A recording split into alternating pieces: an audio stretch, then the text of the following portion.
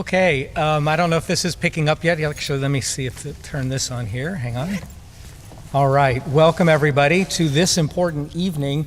We understand that there's some health things that may cause people to watch online, but there are a lot of people interested tonight and a lot of people tuning into our live stream. So we're super glad you're here. Welcome to St. Michael and All Angels Church. My name is Ken Brannon. I am the vice rector here, and our rector, Chris Garata, would love to be here. He has now had his second COVID exposure, and so he is in quarantine. And so he just sends his greetings. He appreciates the work that's happening here, but we're still trying to follow CDC guidelines and do things right. So he sends his greetings from afar. In just a minute, Mark Demler will come up, as in the Mark and Terry show. They lead Project Moses, which is a ministry of this church, and they are extraordinary human beings, and they're extraordinary ministry leaders. You will see that, I don't have to tell you, but their humility and their persistence on this issue makes us better as people and makes us better as a church. So in just a moment, I'll invite Mark to come up to introduce our panelists, but we are so grateful for the Demlers, for Project Moses, and for all of you here at the church who are getting involved. In just a minute, you're going to, well, you're not going to see me, you're going to see information about how to get involved with Project Moses mission and outreach at the church, and so note that when you see that final slide, if you say, I want to get involved, we've got a name and a number there that you can contact. So we're so glad you're here tonight. One of the things we do as church, which is a little different than some of the other organizations, is we pray a lot because we actually believe that matters. And in the letter that you'll see at the front of the program, I talk about the persistence of prayer. It is not like one and done. Part of the life of prayer is to pray again and again for the kind of community that God intends. So we do that intentionally, we do that regularly. And so tonight, to begin our work together, I will lead us in a prayer. And so would you pray with me? Good and gracious God, you are the source of life. In your very nature, you reveal what right relationship looks like. Right relationship is marked by freedom, not coercion. Right relationship is marked by generosity, not greed.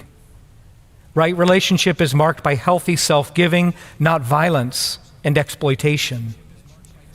We gather together this night at St. Michael and All Angels Episcopal Church in Dallas to learn about the reality of human trafficking and to equip ourselves with greater awareness, greater justice, and greater mercy. We pray that your kingdom may come on earth as it is in heaven. Be with those who are in any need or trouble this night. Protect those who are in danger. Comfort those who are lonely. Forgive those who bind others. And encourage those who are ready to break free. We thank you for the great cloud of witnesses here tonight, in person and online. We thank you for our panelists who give so deeply of themselves to make a better world. We thank you for Project Moses, a ministry of this church that never stops fighting for freedom. We thank you for the All Angels Foundation, which underwrites tonight's event. We thank you for the week of prayer to end human trafficking hosted by the governor's office. We thank you for the courageous leaders in business, education, government, and faith communities who bring us together and resist the temptation to divide us. And we thank you for all the grace bearers who share their light to a world in pain. Now, as our panelists speak, open our eyes, open our minds, and open our hearts so that your Holy Spirit may guide us into the kind of life-giving community that you intend. In your holy name we pray. Amen. And now I invite Mark Demler to come forward.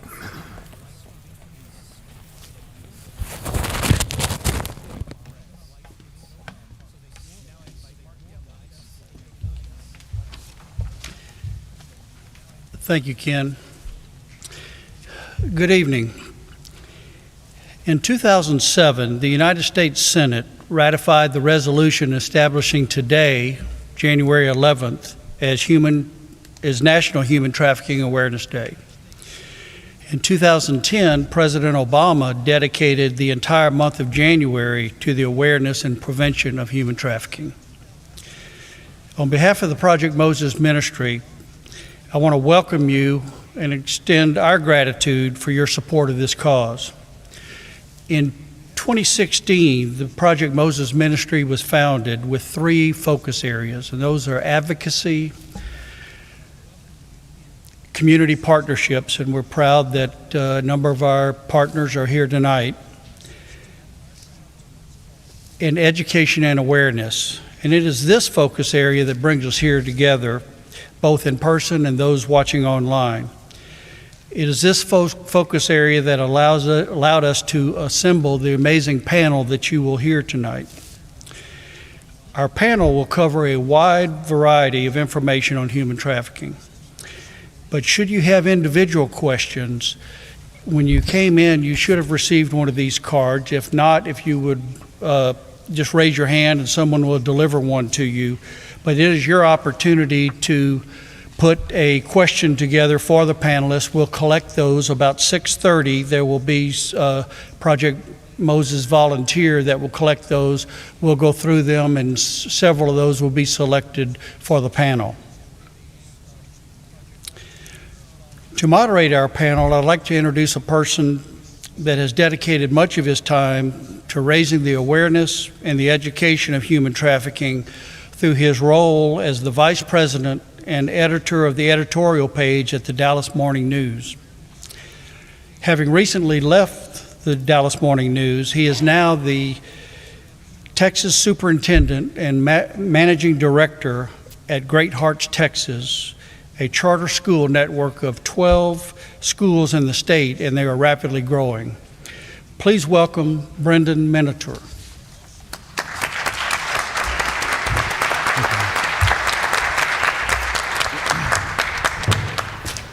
Good evening. Thanks for being here. Can everyone hear me? I wasn't sure if the microphone's working. All right. Look, I'm delighted to be here, and I just want to say a couple of things before introducing some of the panelists, one of which is thank you to Mark and Terry Demler, tremendous leaders in our community. Honored to be here. Thank you for inviting us. When the Demlers reach out to you, you know it's important. And so when they reached out to me, the answer was yes, and then I said, what do you want me to do? And so absolutely delighted to be here. And also delighted, and it's not surprising to me that this is happening at St. Michael's of All Angels. This is a great institution that is just, does not miss an opportunity to help bring the community together. So thank you to St. Michael's as well. So with that, I'll introduce our panelists tonight. I'm going to start with Rebecca Bender. She is the CEO of Rebecca Bender Initiative and founder of Elevate Academy. But you'll know, come on up. She has done several tremendous things in her life, and she'll tell you a little bit about her personal story, but I'll just give you a couple of highlights here. She was appointed to the U.S. Department of Health and Human Services and serves on their advisory council to Congress. So she advises Congress on what to do about human trafficking. She's also helped train over 100,000 professionals, including FBI, Homeland Security, and regional law enforcement and medical personnel on the trafficking issue. So tremendous leader in the space, and you'll hear more about her story and her work here in a few minutes. Next up is Vanessa Boucher. She's the founder of Sahara, I'm going to mispronounce that, I am sorry, Sahara, and creator of the largest searchable human trafficking database in the U.S. Not an easy task, by the way, because there's more than one of those databases out there, and they're much harder to create than I think you might suspect. She's also raised over $1 million in federal research grants on human trafficking, and has taken on trafficking all over the world. She shares her expertise in consulting and has worked with the State Department, the UN Office of Drug and Crime, as well as the U.S. Agency for International Development. I could go on about Boucher's work, but I think we want to we'll get into a little bit more of that as we get into the night, but also we want to get into our other panelists here tonight. Next up will be Victor Boutros. Victor, why don't you come on up? He is CEO and co-founder of the Human Trafficking Institute. He's also co-author of The Locust Effect, Why the End of Poverty Requires the End of Violence. There's a lot of pieces of Victor's, like everyone else today on the stage. A lot of pieces of their background. I think I could spend an hour bragging about everyone up here.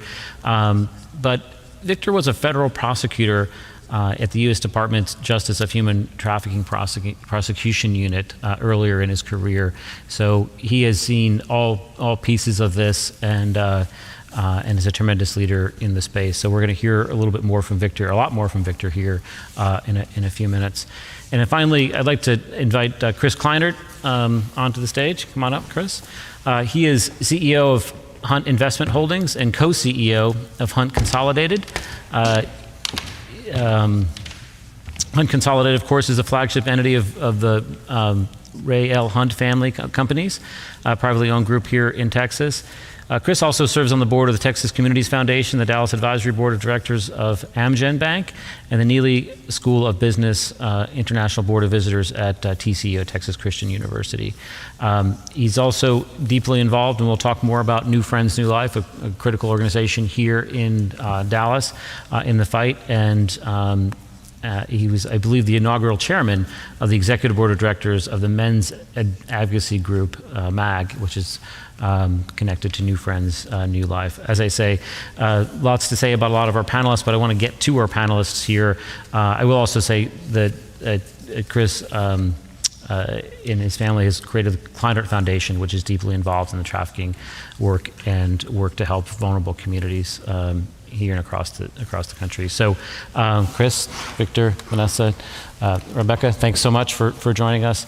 Victor, I want to start with you because I think, well, first, before I start with Victor, I do want to say just a couple of quick things to make sure that everyone has a good sense of what we're talking about. I think if you're here tonight, you understand the importance of this issue. But you may not have a full sense of what trafficking is, right? I didn't. When I first got to the Dallas Morning News and I pitched it as an issue for the paper to look at, what I quickly found is that there's not a common understanding of even what trafficking is. Right. So, and the panelists here will correct me if I'm off on any of these pieces. But trafficking, you can be trafficked and never leave the room. Right. If you're trafficked, you're under someone else's control. All right. Often sold for sex, but there is such a thing as labor trafficking as well. Right. Is it a problem in our society? Yes, it is. Is it a problem in our community? Yes, it is. Is it a problem that just plagues the poor side of town? No, it's not. Right? There's many different tools to take a look at why I can say that with such confidence. One of which is we printed in the paper when I was at the Dallas Morning News is there was a website that actually looked at it and said, where are the illicit massage parlors? There's actually a map of them. There's a map created. You can go find these online, unfortunately, and map them in Dallas. And guess what? They're not all that far away. A lot of them are right next to schools. And by the way, a lot of them are near wealthy communities because, like everything else, trafficking follows the money. And it's an extremely lucrative business, unfortunately. Right? Trafficking is more lucrative than selling cocaine. It can be. Right? So where there's money and there's opportunity, there's often very vicious crimes. Right. So I just wanted to set the stage a little bit with trafficking. And Victor, I did want to start with you because I think you can help us understand this picture a little bit more than that. And one of the things that I think that you can help us frame is that this is a complex issue. It touches local law enforcement, federal law enforcement, international lines. Trafficking is not just involved trafficking people from out of the country into Texas. Texans themselves are trafficked. I think the average age of a person, the last I looked at it, trafficked in Dallas was 13, right? And so a lot of kids in the foster care system have been trafficked. So it's Texan kids as well as folks from out of the country. But I wonder if you could just take a minute and frame for us a little bit of the issue as a whole, the legal landscape, and even some of the legal changes that have occurred over the last 20 years that have made this fight not, I say easier, but I think has the way I think about it is it's helped the right forces join the fight in a serious way, and if that's a fair way to think about it. But could you frame that for us here just a little bit? Yeah, I do think there's been some really important changes that have taken place over the last 20 years that have really changed the landscape in terms of enforcing the law against traffickers. So the laws that I used as a federal prosecutor when I was at the U.S. Department of Justice's Human Trafficking Prosecution Unit really didn't exist until the year 2000. And the U.S. was among the earliest adopters of comprehensive anti-trafficking legislation. And so we had this great law that it's a good law. It was created in the year 2000. But we weren't seeing a ton of cases until about 2007. And in 2007, the U.S. government created its first ever human trafficking prosecution unit. So this was the first group of federal prosecutors that would have national enforcement authority, work all over the country, and focus exclusively on human trafficking. And when you started creating these dedicated units, we really started seeing growth in the number of human trafficking cases. And particularly after a few years, we realized a lot of FBI agents, a lot of local prosecutors found trafficking to be a very compelling type of crime to work on, but it was also a very specialized type of crime, and they didn't know how to do it. And so they're feeling like, we don't know how to get started, we don't know how to go find these cases, there's very traumatized victims, we don't want to screw up cases that involve these traumatized victims, we don't know what to do. And so the US government in the year 2011 created a pilot to try to solve that problem. And essentially we went to the 94 federal districts and invited them to compete for 6 slots. And in those 6 pilot districts, we basically did 3 things. We would first build a miniature specialized unit. So just like we have narcotics units or homicide units to focus on specialized areas of crime, we would build, in essence, a mini human trafficking unit that would focus on human trafficking. And the second thing we do is we put those units through almost a mini law enforcement academy, walking them through, here's the strategies that we've seen be effective at each stage, from identifying the case all the way through trial. Then after the law enforcement academy, the third thing we would do is we'd pair them up with me or another prosecutor in our national unit. And our national unit would just fly out and work directly with these prosecutors on these cases from start to finish. And of course, there's all kinds of problems that would come up in these cases that you hadn't talked about in the classroom, but now at least you had someone with you who could help you push through those problems and move your cases forward. 2 years in, we pulled the numbers to see, hey, is this working? And what we discovered is that those 6 pilot districts had really hit it out of the park. So those 6 districts saw a 114% increase in the number of traffickers charged, compared with just 12% in the rest of the country. In fact, those 6 districts produced more convictions over that 2-year period than the other 88 federal districts combined. Literally 56% of the convictions in the entire United States were coming out of these 6 little pilot districts. So we realized this is working, we're onto something, and that model is slowly spreading in the US. But the bad news was it was not spreading in the rest of the world where trafficking was blowing up. So from a global perspective, 93% of the world's victims are actually in developing countries. So even if we totally eliminated trafficking entirely in the US and Canada and Western Europe, Australia, Japan, we'd still have 93% of the victims out there. And so that's why we launched Human Trafficking Institute, which Brendan referred to, which was really just an effort to take this model that was successfully piloted in the US to developing countries that have really good anti-trafficking laws, have economic incentives to improve enforcement, but just lack the expertise and the model to do it. So we partner with those developing countries essentially to do those same 3 things, and we're starting to see really stunning increases in enforcement, not just here in the US, but even in the developing countries where we work. I'll just add to that just a couple of thoughts to help maybe a little bit of the context is how important that work is and how brilliant this insight is, right? Because, when I started researching this work, one of my first stops was International Justice Mission, and they said, look, trafficking is something you can do something about if you go after the traffickers, if you win the cooperation of the women, not always women, but often women, if you show women there is a path out and a future on the other side. And so what Victor just pointed out was a whole mechanism that's being constructed to make sure the traffickers go to jail, right? The minute the traffickers go to jail, all of a sudden the business equation changes for them at least a little, right? There's a cost now. I don't just get to make money, I may end up in jail, right? And so it's a brilliant piece that it's amazing that architecture didn't exist, but it's been being built, right?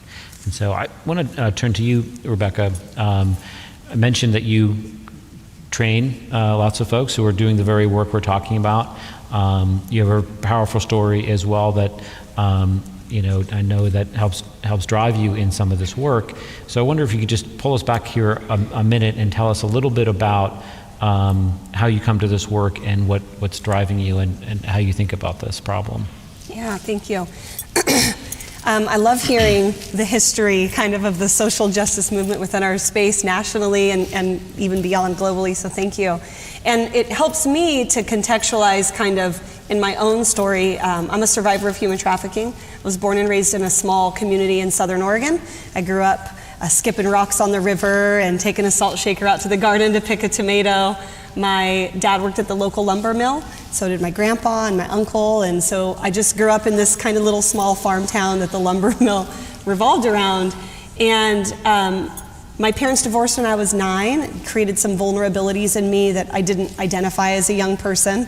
But when I went off to go to college, I graduated a year early from high school. I was a varsity athlete, honor roll student, graduated my junior year with enough credits. And I had my dorm room assigned at Oregon State University, was really excited, and that summer I got pregnant. And I had to make a tough decision at 17, and I decided to keep my daughter, unenroll from the university, and stay in my small town and go to community college. But then when my friends had moved out of their dorm room their first year at school, they had an extra room in their apartment, and I thought, finally, I'm gonna get out of my small town and go off to the college city. I'm sure no one here has ever felt like that. But when I got there, I had a lot of recurring feelings of feeling really alone, really unwanted, the same things that I felt during the divorce that I didn't really know had taken such deep root in me. Even from a good home, I still felt that. And that's when I met a really funny, cute, charming young man at a restaurant near the college campus that seemed to have all the answers. As a young single mom trying to put myself through college, he had all the ways to help me move on and all these ideas and ambitions that I got really excited about for the first time in a long time, that I wasn't alone in this, that I had someone that was gonna help figure this out. He dated me for 6 months, got to know my hopes and my dreams, and then he invited me to move in with him. And he told me his job was relocating him to Las Vegas. So I went, I was excited. And I thought, when I think back, it's a very different picture than we see in these marketing materials of kidnapped scenes and duct tape and handcuffs and dirty mattresses. And I bring that point up because I begged to go. I remember him saying, well, families don't live in Vegas. And I thought, no, there's lots of families in Vegas. And I'm so close to my dream of not doing this alone that I didn't want it to slip away. And I think it's a very different stranger danger approach to teaching your kids than just look for, the white minivan and someone offering you puppy and a candy. We need to start talking about when your boundaries are being pushed and expanded, when things seem too good to be true, and how to get out of situations you feel uncomfortable in the moment. Things that are a lot more gradual than I think we've tend to picture, tend to paint it for the general public. And so contextually, when you're thinking of grooming patterns and recruiting behaviors, this is really common for traffickers. They get to know their victim and they get to know what makes them tick. And so when I arrived in Vegas, I was forced into human trafficking the day that I arrived. And for the nearly 6 years then, I was bought and sold between 3 different traffickers. 2 of the men tattooed their names on my back, like a piece of cattle. I've been hospitalized for dehydration and overexhaustion. I have been given an hour to sleep in the closet some days. I've been to jail multiple times. I've had my face broken in 5 different places, my palate cracked, my nose twice, my maxillofacials and turbinides impounded. And quite frankly, I just wanted to die. I felt very hopeless. I tried to commit suicide twice. And thankfully in 2006, a federal investigation had began right here out of the Dallas area. My trafficker had a pizza shop that he was laundering money through here locally, even though we lived in Las Vegas. And it was a neighbor that said, something is going on with my neighbor. She actually said, I think they're drug dealers, is what she said. And after a little bit of looking by the Denton kind of based area, they realized it was organized human trafficking, and an 18-month surveillance investigation began through a federal agency. But at the time, they didn't really know a lot about this. It was in 06, it was before the 07, put together their unit, and they didn't really know what to do. And a lot of things probably didn't go great that they hoped. And I know that their intent was to get the trafficker, But finally, after a raid, an indictment on the women, most of the women went to prison for tax evasion. And I grabbed my daughter and ran. And I felt very confused. After you live in 6 years of trauma, you're put right back to the same vulnerabilities of being a single mom to begin with. Now you have a criminal record, PTSD, and a whole bunch more trauma. And I just didn't know what I was really going to do. But I knew that I wanted to sound the alarm. I wanted people to know that trafficking was happening in every community across the U.S. So I took my story and I turned it into a law enforcement training. And I thought, I didn't want to just tell a sob story. I felt like I could throw a rock and hit someone that could tell a sob story. But I wanted there to be a call to action and a purpose. And I thought, I wonder if the feds knew. I wonder if cops knew. Would they have done it different? Would they treat us different? If they knew my daughter was being held hostage at home, would they talk to me different?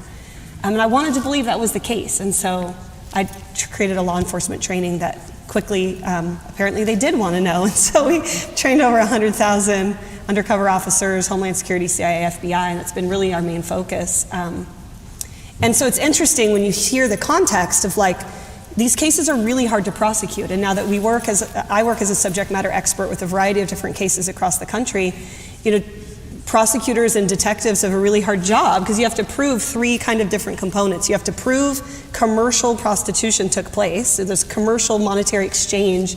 That's not just abuse, right? You have to prove a commercial element. And then you have to prove force, fraud, or coercion took place if they're over 18, which I was, 19, you're so smart. But you still have to prove that. And then you have to prove the first part of the crime, which is the act of transporting, harboring, obtaining, soliciting, patronizing, advertising. So it's a really hard, these cases take a long time, and your evidence is a human being with emotions and feelings and vulnerabilities and fear. You can't just put in an evidence locker and wait 3 years for trial, right? You gotta work collaboratively with your community to know where is the victim gonna be 3 years from now, and are they gonna be ready to take the stand, and how can we support their barriers to reentry? And so I share just my personal story so that you can see kind of contextually, like these aren't easy things, and it takes everybody. It takes the neighbor sounding the alarm, it takes the nonprofit helping with barriers, it takes community partners, it takes law enforcement. I mean, this is why I'm so glad that we're all here and we're doing stuff like this today, is it takes everyone stepping in and doing something to help make a difference. Absolutely. Like if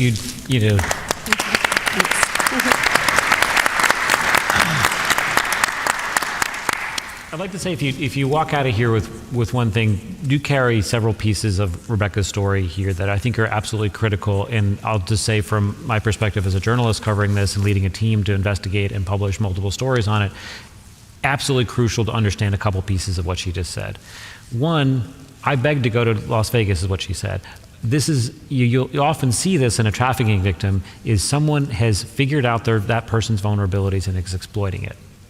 Right? And so a runaway, I believe that the stat is, correct me if I'm wrong, it's someone on the stage, but within 24 or 48 hours, some large percentage, 80% or something like that of a runaway is approached by a trafficker. It's that quick.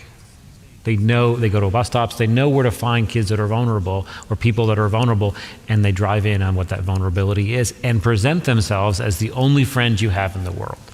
Right? So, I think often people get confused and say, well, okay, that person wants to be doing that. No, they don't. No one wants this life, right? They're being manipulated into it and controlled once they're in it, right? Often controlled with a drug once they're in it as well, right? So there's lots of different pieces to that I think often confuse people in society to say, oh, that's just an economic choice. They're making that choice. Or, hey, they're not being controlled. No, you need to step back and see the broader sweep of what's going on. Right, and so thank you. Such a powerful story, and making sure that people understand that element of this piece of this fight is just absolutely crucial. So thank you for sharing.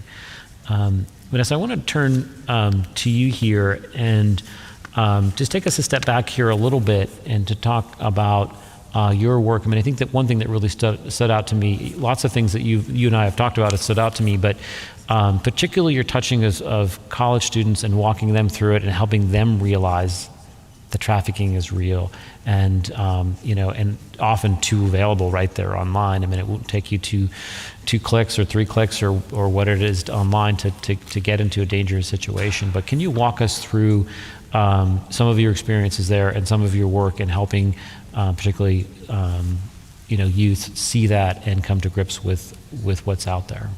Yeah, I was formerly a professor at TCU before founding the company that I am now the founder of, which provides jobs to survivors of sex trafficking. So my life took a very bizarre turn.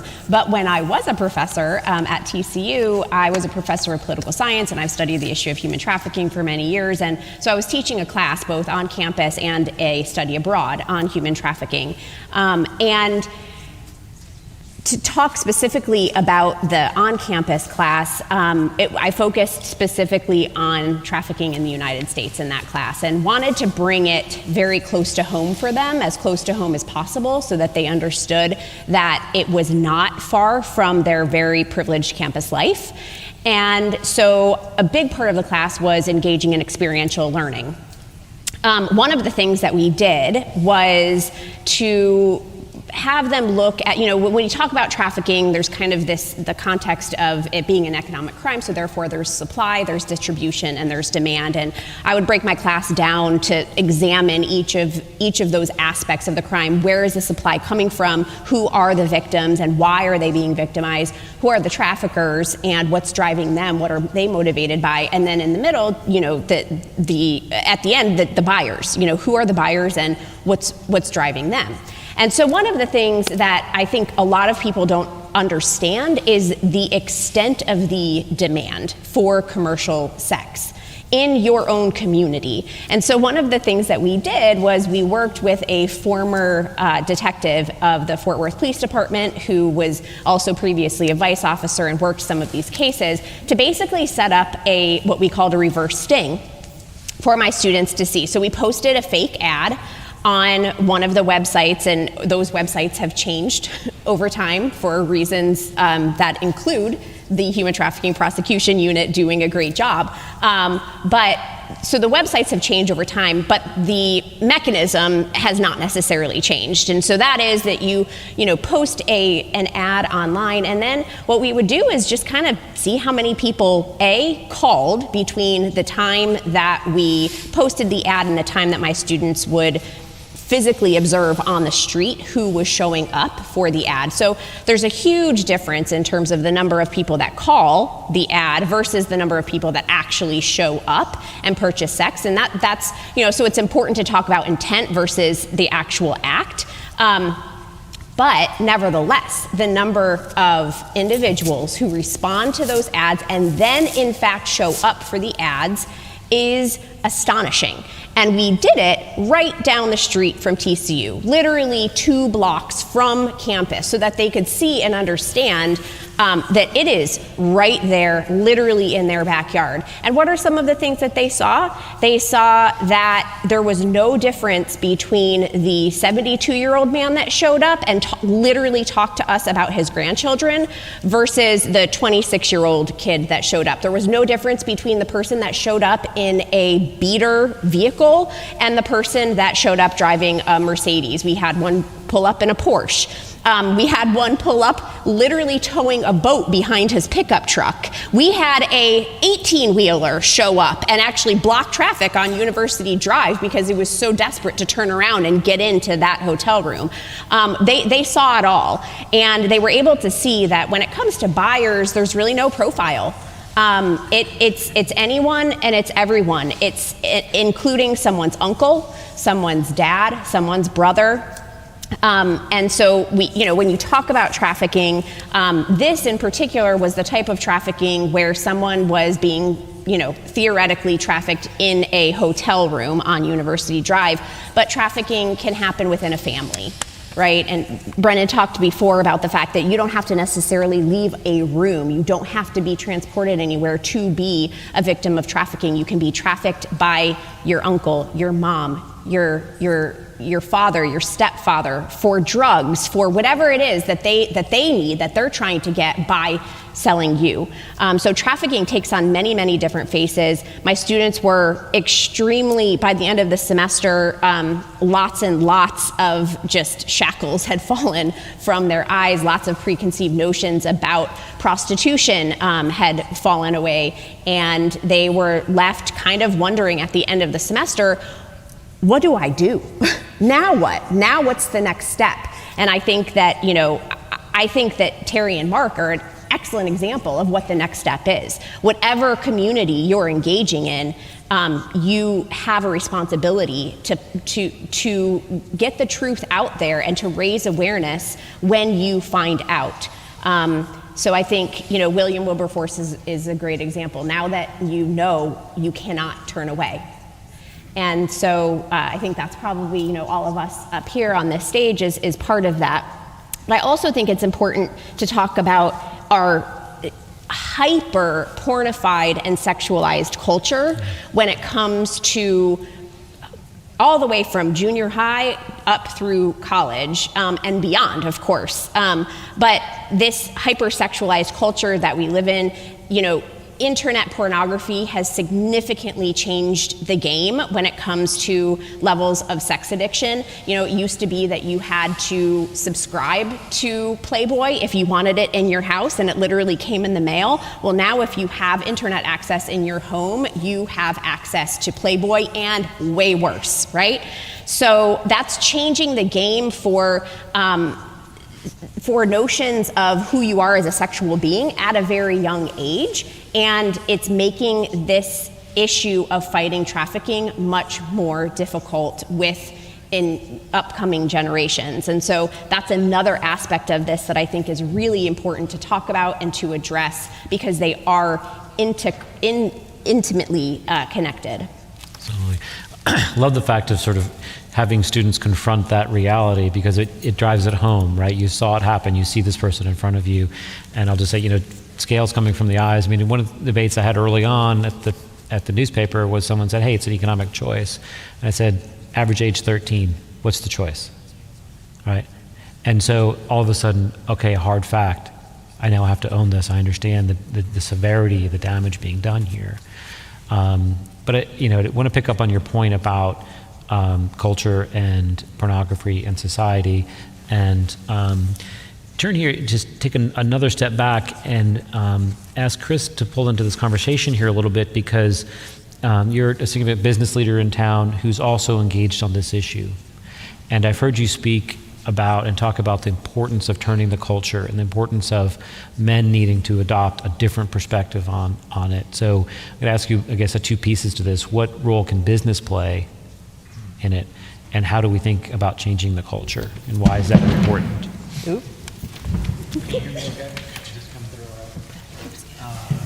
Well, you've heard three very powerful stories, each in its own way.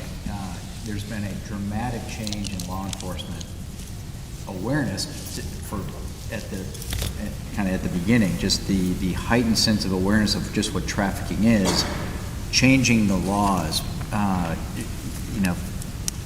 Rebecca tells a very powerful story about having a criminal record.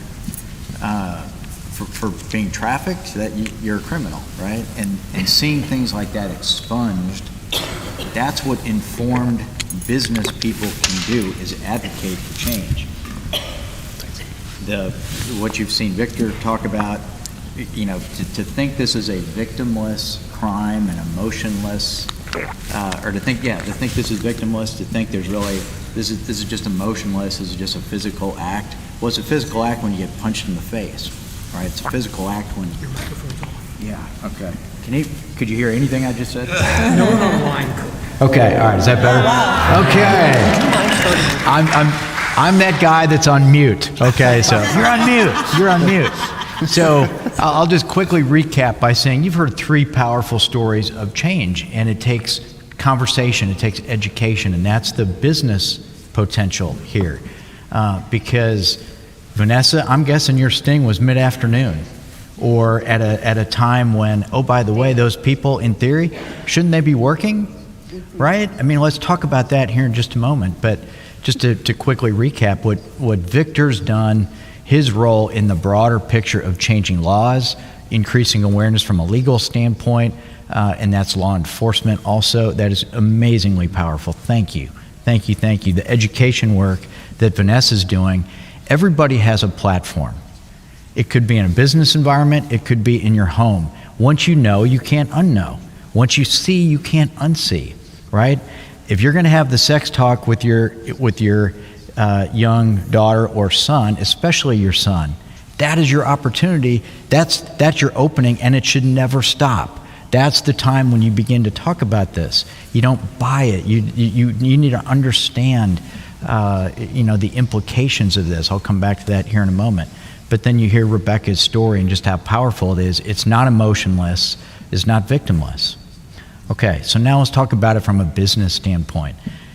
I don't think any corporate culture has this in mind, that that's okay for their people. Is this the kind of person you want working, on your team? Is that what you stand for? No, I'm guessing it probably is not, right?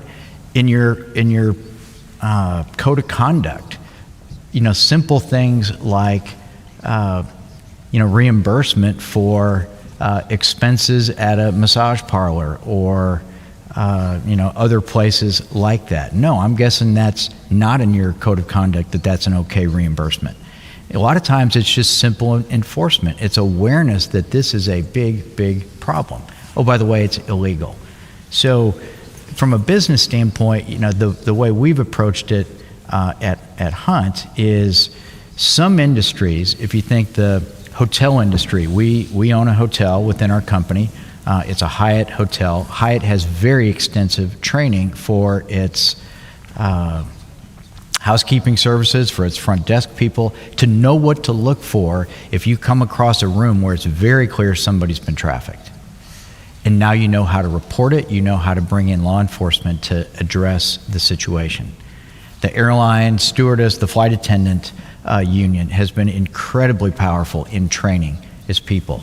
The trucking industry, Truckers Against Trafficking, is a highly respected organization to educate truckers to know what to look for at truck stop, because you'll see people both being trafficked to places, as well as right there on site you may see young ladies being trafficked job to job, truck to truck. And it's multiple times a night, and that's another distressing statistic when you think about this. It is not emotionless, it's not victimless when it's 5.3 times a night or day, every day, right? And so again, you come back to what is a business to do. For us, we're largely in the oil and gas industry. We have real estate. Well, if we own real estate, if we're working with leasing agents, Brendan, you referenced, places probably within a half mile of where we're seated right here.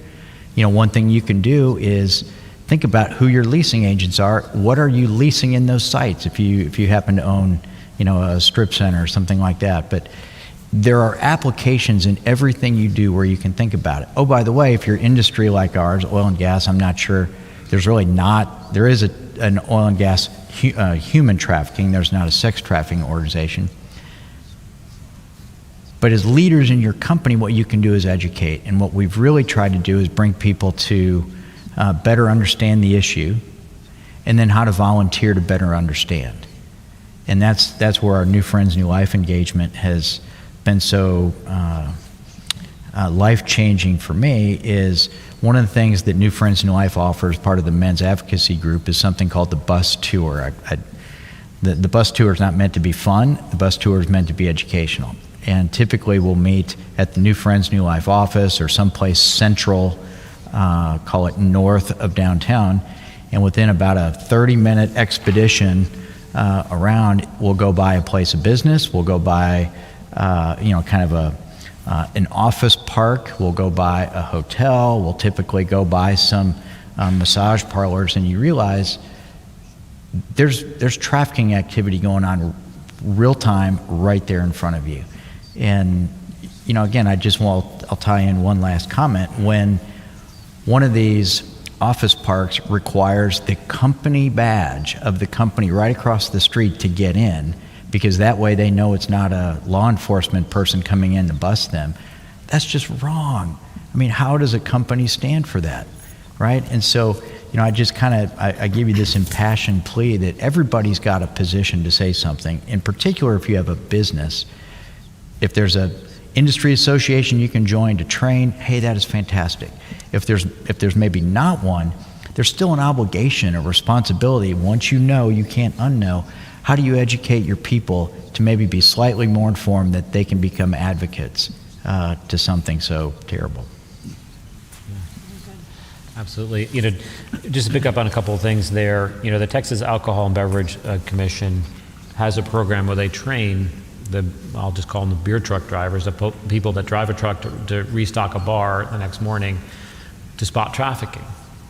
Talk to the state officials and they say, well, to some degree it's easy training because, step one is if there's a woman alone at the bar when you get there at 6 a.m. the next day, that's a tell, right? And so the point here is that I think Chris was getting at this, is that it's amazing the number of legitimate businesses that touch traffickers. They use hotels. They use a house. There's a gas there. There's someone comes and reads the gas meter. Someone comes and reads the water meter, or someone mows the lawn. They buy groceries. They get deliveries from Amazon. They're right there. They're using the same services that you are. So if you're a company that has a touch point to the public, odds are you have a touch point to a trafficker, and if you know the signs, you can be that neighbor that might save someone's life, right? If you're paying attention to it. So, absolutely critical piece of this fight. So, thanks for illustrating that. And that bus tour, if you can take it, it's a tough thing to do because you'll hear stories on that. I've taken it. That'll strike straight to the heart, and you'll go by a hotel and say, I've driven past this hotel 1,000 times. It's right here. Victor, I wanted to turn to you a little bit in helping tackle this problem. And so, I mentioned a few minutes ago that chasing the money often is a piece to this. And I think, and not prosecuting the women is a piece to this. Recognizing a trafficking victim for what they are, a victim in this scenario. Can you just tell us a little bit about why is this so profitable, and how can we help dry up that money, both locally but internationally as well? How can we take some money off the table here for the traffickers? Yeah, I actually think it was a bit of a surprise to me when I first learned about trafficking as an economic crime. It seems so monstrous and seems so, you think, how does someone do that to a young girl? How do you do that? It just seems so, you think, oh, this is a moral monster, I can't relate to them at all. But we understand it's an economic crime. The upside of that is it means it's a cost-benefit crime. And the way to stop a cost-benefit crime is to raise the costs so that they exceed the benefits. And then it's no longer worth it. So it destroys the business model. So that's actually, in a way, really good news about trafficking, is that it's eminently deterrable if we can increase the costs so that they outweigh the benefits. And it's also helpful in understanding how traffickers think. And when I was at the Justice Department, I obviously spent a lot of time with survivors, also spent a lot of time with traffickers who would plead guilty and have to walk us through their entire business model from A to Z as they got ready to testify against their co-conspirators in exchange for a reduced sentence. And it was very clear as you talk to them, they're very economically motivated. So they're operating, in a sense, it's crass to think about it this way, but it's accurate, they're operating a business model. So if I'm a trafficker, I'm like, hey, I want to make money. And so I need laborers to do it. And so every trafficking model basically works something like this. I've got a very simple fundamental choice. I could use voluntary laborers, that is, people who are making some kind of economic choice to make money this way. But if I do that, I've got to pay them a competitive wage, I've got to keep them happy, or they'll go somewhere else. Or I could use force and threats and violence and fraud and coercion and prevent them from leaving. Well, as long as I don't get in trouble for that, then all my labor costs magically get turned into profits. I'm just going to make more money. And that's why if you heat map the globe, you'll see this very predictable pattern, which is the business of trafficking just explodes wherever the laws are not enforced. Doesn't really matter to the traffickers if there's laws on the books, as long as those laws are not enforced. But the flip side is also true. When traffickers realize, wait a second, there's a specialized unit that could come in and seize all my profits, and I lose all my money, and all my assets and my business and my family and my freedom and go to jail, then it's too risky. When I'd rather shift industries or shift to voluntary laborers than risk losing everything. And that's when you start to see these drops in the prevalence of trafficking. And so I do think that one of the key pieces is understanding how traffickers are approaching this crime.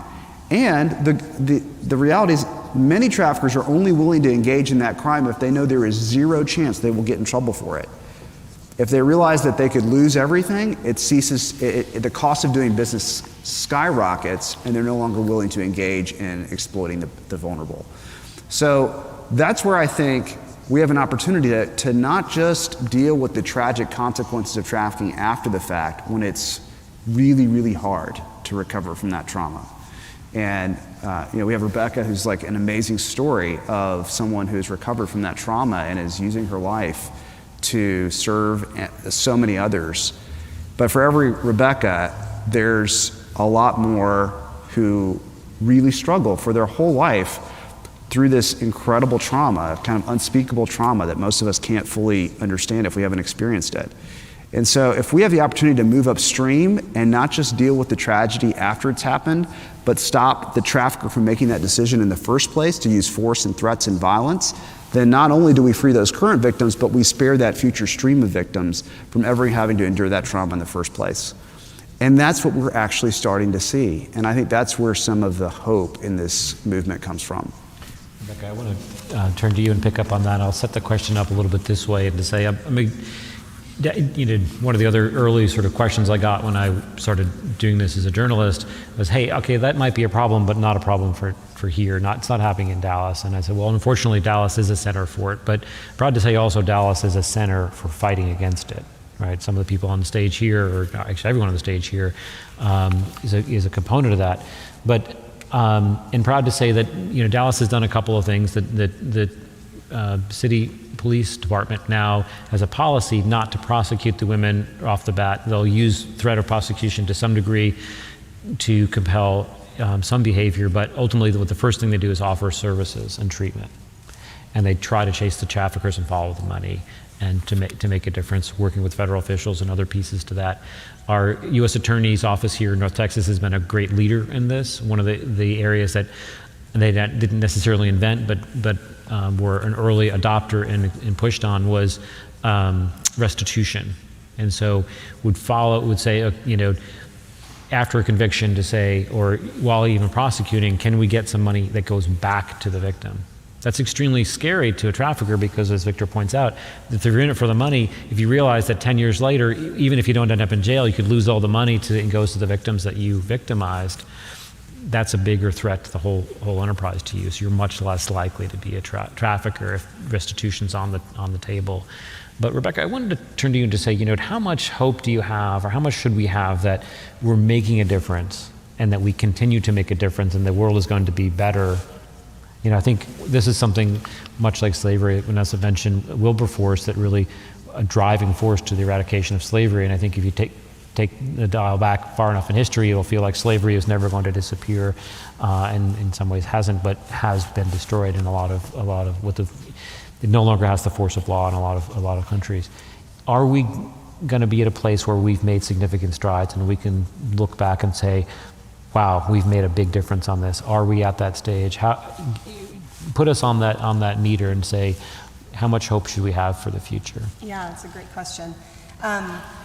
Before I jump into that, I just wanted to add to something Chris had said about businesses and the varying components that all of our worlds touch. It reminded me of, as a trafficked individual, my daughter was 8 when we finally escaped. And so to think through, she went to school every day. She went to school with teachers. She went to a private school in the beginning. Almost 80% of the women that we serve are single parents, single moms. And so you think through all the industries that we're touching every day in the grocery store, every day paying a cell phone bill, every day bringing my kid to school, every day leaving work in time to get her to school, sitting in car lines with you. Maybe our kids have even gone to similar birthday parties. And what do we know to look for? And what do we do if we see something that's suspicious? And so just think of all of those industries, right? Education and just so many ways just think through all of the places your lives touch, right? And and we touch them too. We're no different than you. We're in the communities with you. We just are sometimes unseen and hidden in plain sight as to so many things. But when it comes to hope, I mean, I have a lot of hope. I think we have hope because this type of event's going on. We've seen so much significant change. I know all of us here have seen change in the last decade has increased so much. Laws are increasing, just like any social justice issue when you look at how it advances. 2010 was the last year that one of the states here in the US finally had a child mandated reporting law put into a hospital. 2010. I mean, that's pretty recent if you think about it.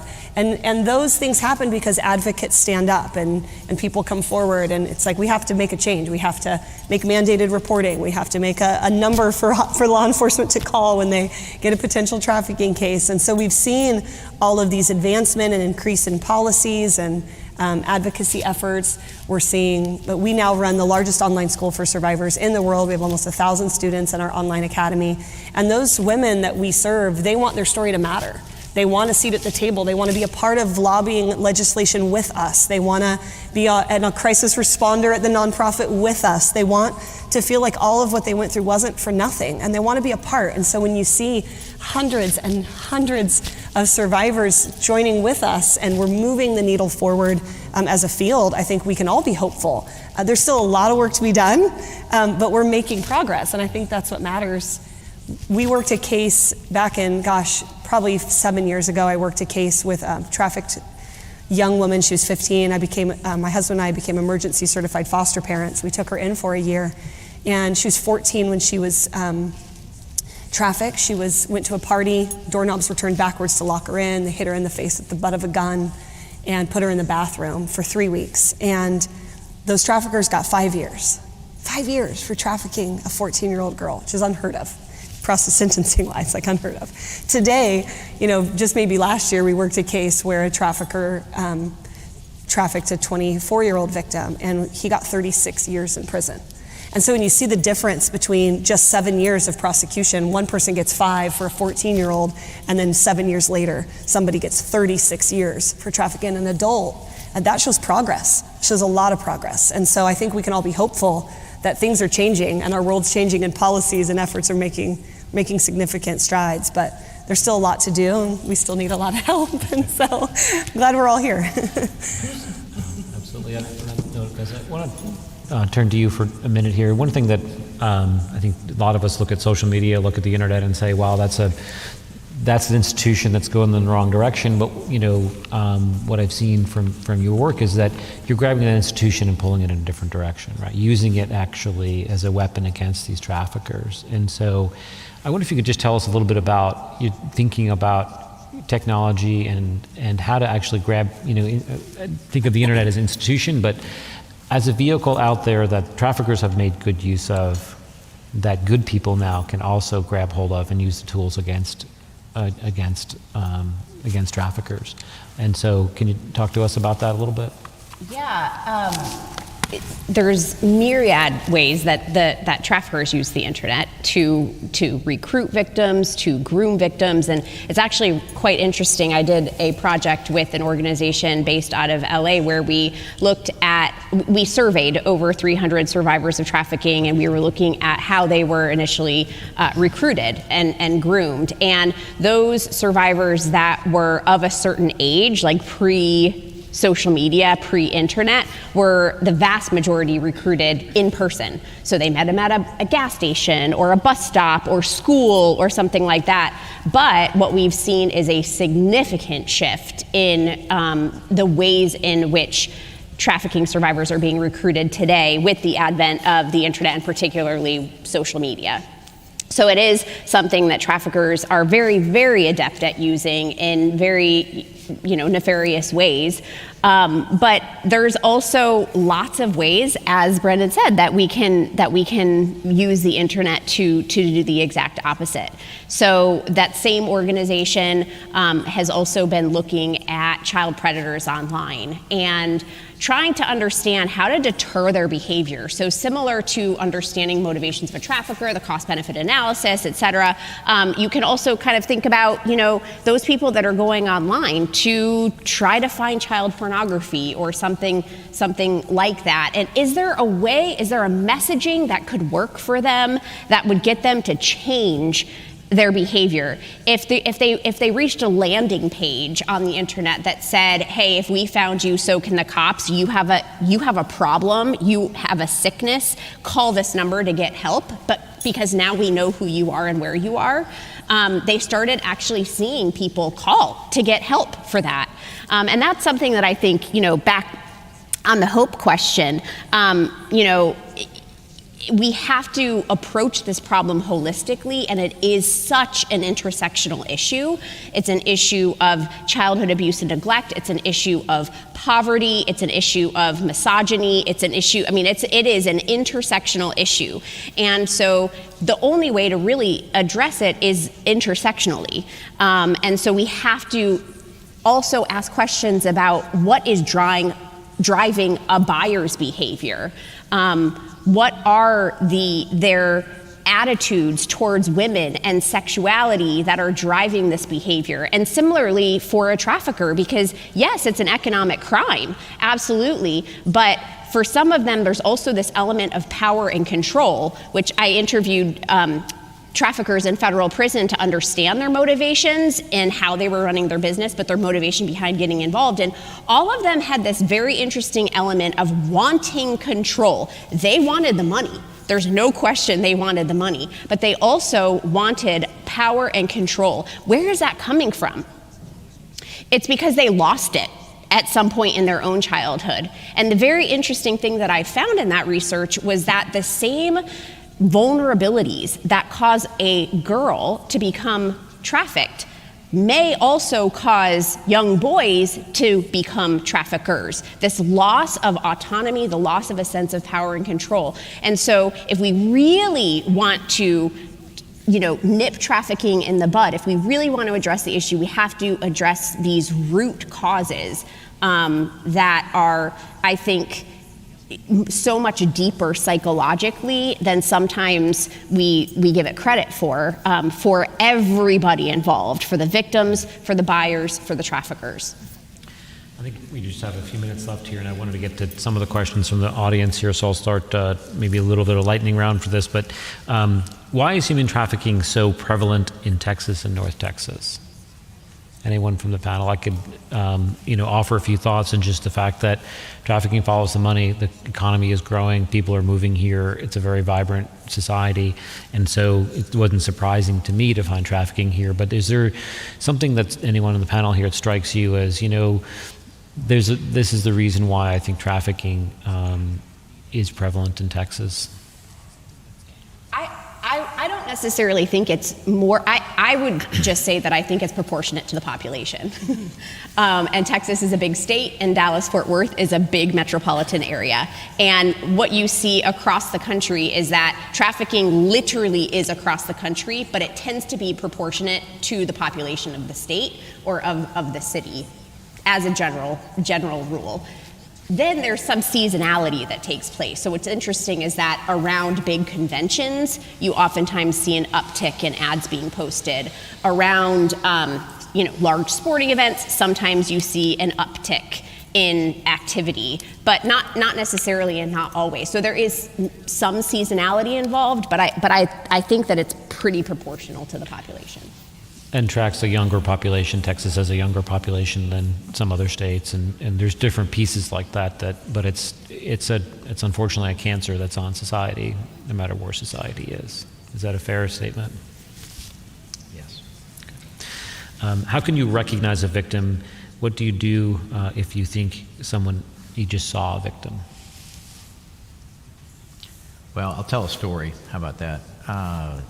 Probably what really opened my eyes to this, and maybe this speaks to the education, is my wife and I worked downtown, and there was an event downtown, and we were at a hotel bar getting a little appetizer and a drink before going to the event, and seated next to me, she came up and sat down, was I'm going to guess 14, 15-year-old girl, dressed in overalls, which I thought was kind of odd, both her age and her, this was I won't name the hotel, but a little bit out of place, so age, clothing, and she orders a Sprite. So what's a young lady like that doing at a bar? At the hotel bar? And we're actually seated at the bar, not a little side table.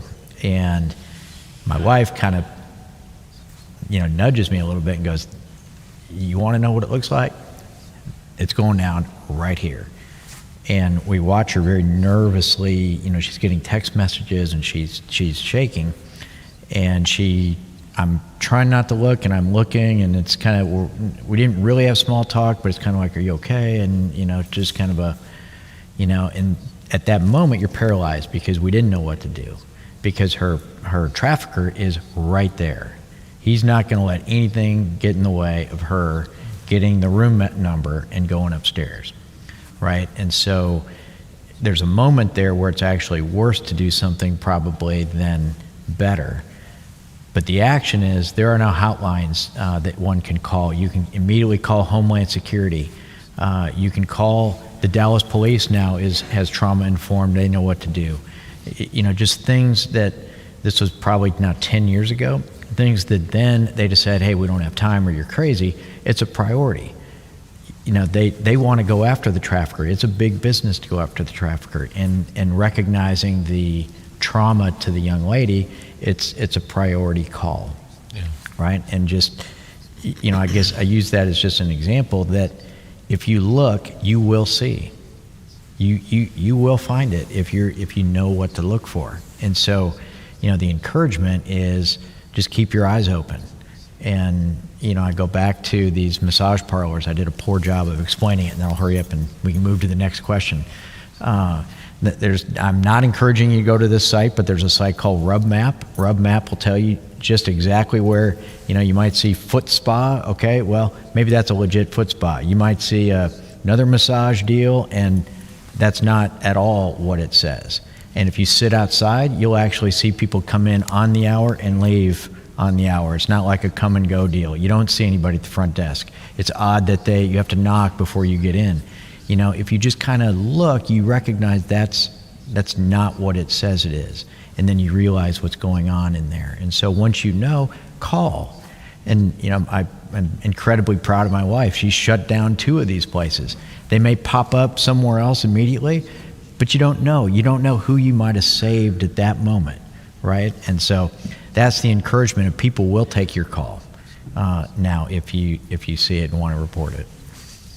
Absolutely. Yeah. I would just also add to that, don't worry about if you're wrong. Let the professionals figure it out. You don't have to worry. If something seems off, just call, and they will be able to investigate and figure out if it is or not. So just encourage you to call. And sometimes in that moment you think you're going to remember. I would encourage you to write all the stuff you're seeing on your notes on your phone, or text it to yourself, email it to yourself. We all have phones now.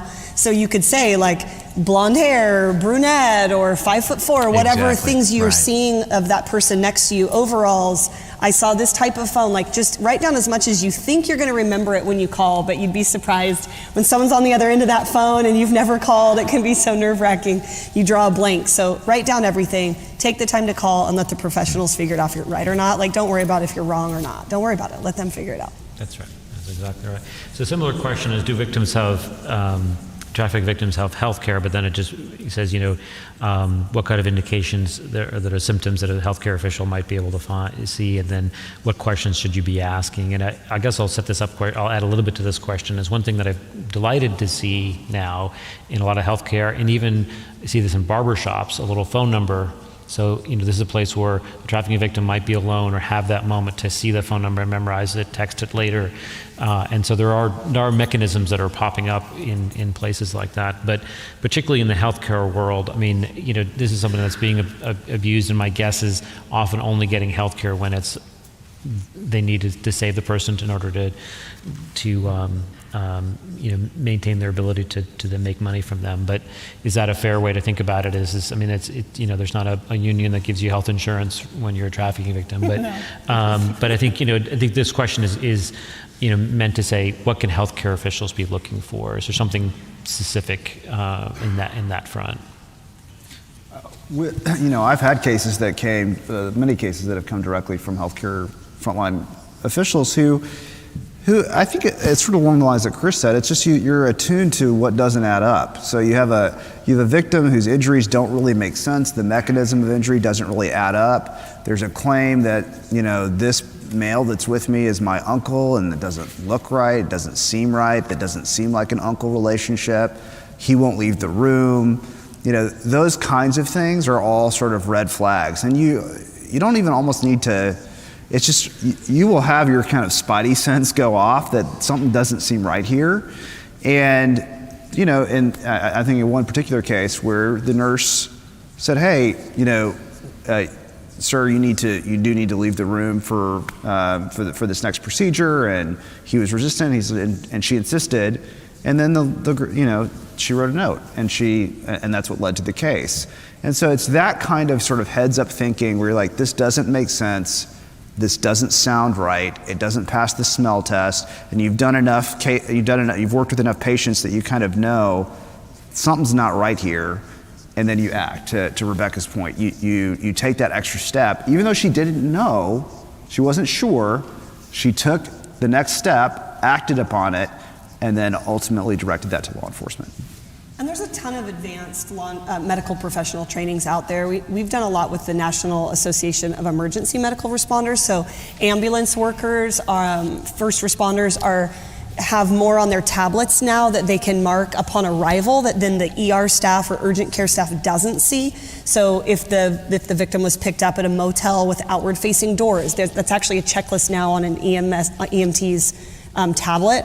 If they go into a room and there's multiple females in the room, that's an item they can mark. So you'd be surprised how much of our emergency medical responders are having a lot of information they're trained on that then is going to corroborate or click with now if an ER medical professional is like, something doesn't add up, let's pull up the chart, and it's like, oh wow, they were picked up at a hotel during high prostitution hours, and right. So it's getting some of these trainings, but I think even more to Victor's point, 87% of traffic victims have interacted with medical professionals. That's more than any other industry. More than law enforcement, 87%. There's absolutely no health care. They'll be going into emergency service ERs or urgent cares, sliding scale, sexual health centers. You will not have insurance. And so you definitely, if you're working within one of those industries or you work in emergency medical, please try to get an advanced medical professional training. There's lots that exist. You're welcome to reach out to any of us and we can point you to places that'll help get you trainings too. Absolutely. This question is I think gets at a little bit some of the comments that you had, Victor, which is prosecuting some of these folks. It says, basically saying, are the generals involved getting prosecuted, meaning that every organization would have lieutenants, captains, and sort of the generals at the top. Is it going up to the top people, or are we just catching the frontline managers? That's a great question, and I think it captures something of a myth that we think about in trafficking, which is, especially you think Hollywood, you think organized crime, the picture that most of us have of a trafficker is part of a large organized criminal network. And while that does exist in certain parts of the world, in Eastern Europe, there's cartel-based models in Mexico. We see some MS-13 models, gang-driven models in the U.S. You see some in the illicit massage industry coming out of China. It does exist, but it's actually, based on everything I've seen, it's actually the minority of cases. So most trafficking is actually, we should not think of a trafficker as part of this dense, organized network. It's mostly highly decentralized. So you have a bunch of independent, small operators that maybe individually aren't making a tremendous amount of money. It's collectively, all traffickers across the globe are bringing in $150 billion in profits. So that's a tremendous amount of money collectively. But individually, they're not making that kind of money, and they're typically operating independently from one another and in competition with each other. And so as a result, I think that the good news is that that's a much more deterrable crime. It means that most of those folks, if you ratchet up the cost of engaging in a crime a little bit, they're out, especially when it's fairly easy. 80% of trafficking is labor trafficking, which means they're in a legitimate industry. All they have to do to avoid that risk is shift to paying voluntary laborers. Nothing illegal about running a hotel or a brick kiln or a rock quarry. What's illegal is using force and threats and violence to coerce someone into it. And so I think that's a that is good news, is that we don't see a lot of network cases. I think we at the Human Trafficking Institute actually have now mapped 20 years of every single federal criminal case, and we marked trends throughout that 20-year period. And less than 5% of the cases in the US have any kind of networked element. And you can go to our website, traffickinginstitute.org, if you want to see these trends visually for yourself. There's state reports where you can see, hey, how's Texas doing relative to other states, and get sort of a one-pager that's very clean, and you can kind of see how the performance is. So if you're interested in digging in deeper to that, there are some great resources that you can find at traffickinginstitute.org. Great. I think we could talk here all night. I think we do have to unfortunately wrap this up here a little bit. I did want to, going to introduce Terry here in just 1 second, but I did want to make sure that we touched on one last piece before we close this out. And I think is an important component to this that I think is sometimes underappreciated with someone that might not really see it, and just the role that Christianity often plays in this struggle. So, does anyone want just to say a couple comments about that and how important faith can be in this fight, or maintaining hope and that piece of this issue? Sure, I'd love to talk about that. We're called to love, right? And I think if we help just one, we've served Lord. We've served the Lord, by doing that. And I think we can save more than one. And so, back to once you know, you can't unknow. Once you've seen a young girl trafficked, you can't unsee it. And you hear the incredible stories of my fellow panelists here and what they're doing in the fight, and then you kind of realize, well, everybody has a chance to do something, whatever it is, whether it's volunteering, whether it's advocacy, whether it's just simply talking to our kids, kind of enforcing policy if it's at your workplace. We all can do something, but again, I think it's the foundation of, we're called to love, and if you love, can you stand for that? Can you just sit there and watch something? If you see a young lady and she works with you and she's being groomed, well, what can you do to help? Because that's a situation my wife has encountered, and just there's a positive compulsion to act, and just so thankful. I would say too, I could talk about that part of this issue for a long time because I'm super passionate about it. But when you are a Christian and you believe that every human being that ever lived and currently lives and will ever live is created in the image of God, by our very nature, we are equal. And we each have intrinsic value because we were created in the image of God. Our value is intrinsic. It's not instrumental. It doesn't matter what we do, how we do it, or for whom we do it, we are valuable. And when you believe that, when you truly believe that every human being is equal and that my worth is absolutely no different than anybody else's worth, but yet I have been given privileges that other people can't even fathom, I have a responsibility to offer at least a little bit of that equality that I share with them, to them. And I was really, really just surprised by this when I do a lot of work in India. And I was actually staying overnight at the house of a Brahmin. And the son and I were having this conversation, and very matter-of-factly, in the Hindu faith, you're reincarnated on the basis of the works that you did or did not do in a previous life. And so, therefore, it makes total sense to them that human beings are not equal. And very matter-of-factly, he said to me, well, we're not all equal. And I immediately thought, wow. Because if you believe that we're not all equal, then you are okay with slavery. You're okay with human beings being used for someone's instrumental purpose, as opposed to honoring them just for their humanity. And so for me, it's completely fundamental to the work that I do and the reason that I can continue to do it every day.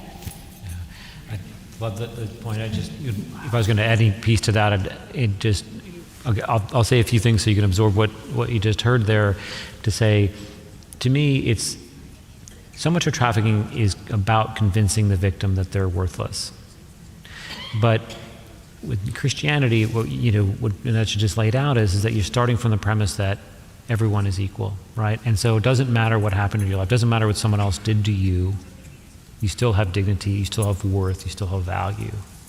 And, there's redemption, and we should be thinking about that, but we've got to be thinking about human dignity and making sure that a victim that has been victimized by this crime understands that we see them as a person and respects them in that dignity and respect. And I think that's a core piece, at least of my faith. So, as I say, we could talk all night here. I do want to turn it over to Terry, who will close us out. And I do want to say thanks very much. Thank you for the panelists. If you're going to join me, please join me in a round of applause for our panelists.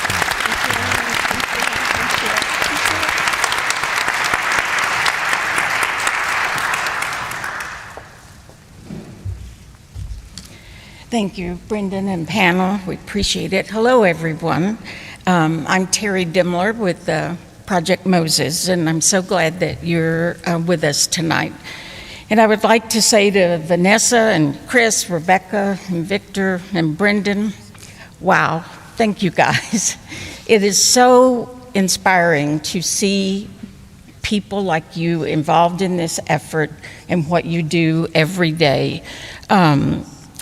You're a powerful panel of dedicated minds and big hearts, and we are grateful that you are here with us tonight.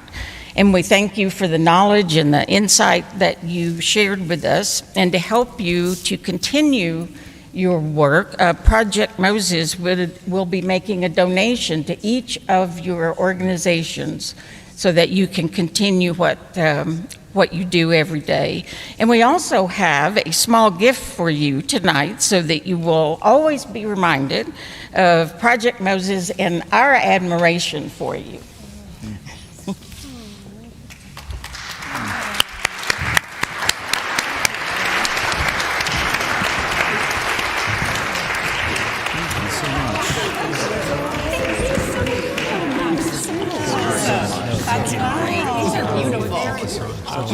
Yeah, great to visit with you. Well, and we all know that today is Human Trafficking Awareness Day, but it's also Wear Blue Day. It's the Homeland Security Blue Campaign.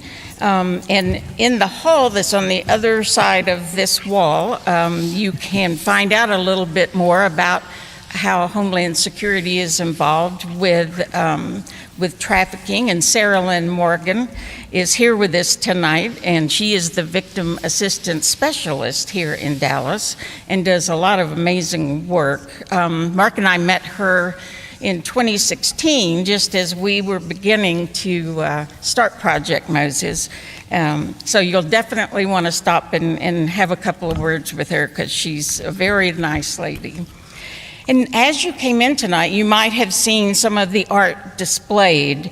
The art exhibit is Artifacts of Human Trafficking. And many of the pieces are made by trafficking survivors and other artists who are involved with the issue. And I encourage you to take your time as you move through the art pieces and let their stories really sink into you. And please stay for our reception. It's in the garden cloister, which again is on the other side of this wall. I know it's a bit chilly, but we do have heaters, and we also have tomato soup and the best grilled cheese sandwiches from Ruthie's, and that should help you warm up some. So, and I want to recognize the members of Project Moses who are here tonight, and those of you who are sitting in the group back here, why don't y'all come up? And we also have some members who couldn't be here, but we are grateful for them. But Project Moses is possible because of all the hard work of all these people, and some sitting here. And it's your hard work and your commitment is what helps us do things like this. And I just want to let you know how much I have a heart full of love and gratitude for all of you. And thank you very, very much.